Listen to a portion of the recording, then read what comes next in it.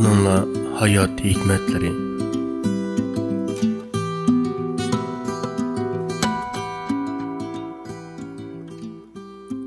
Bir yo'lovchi bek charchab ketib, yo'l bo'yida uxlab qoldi. Uzoq o'tmay bir zaharlik yilon o't cho'plar orasidan asta sho'ng'ib chiqib, qattiq uyquga ketgan yo'lovchi qarab o'mlabdi.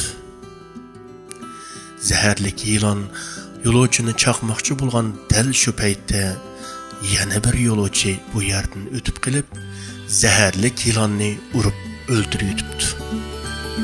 Hem shundoqla uxlayotgan yo'lovchining shirin uyqusini buzib etish ko'zi qiymabdi. Hamda asta yetib qoldi. Bu yo'lovchi doim boshqalarning shafoati ostida yashaydi ekan. Biroq u dal uyquga ketganda yuz bergan shu voqeani mangu bilmabdi.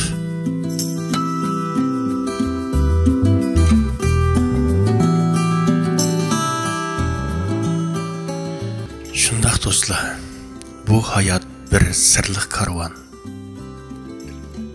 Bu hayotimizda biz azaldan ko'rib baxmagan insonlar tarafidan yaxshiliklarga ham insoniy mikro muhabbatlarga bilib bilmay erishishimiz mumkin.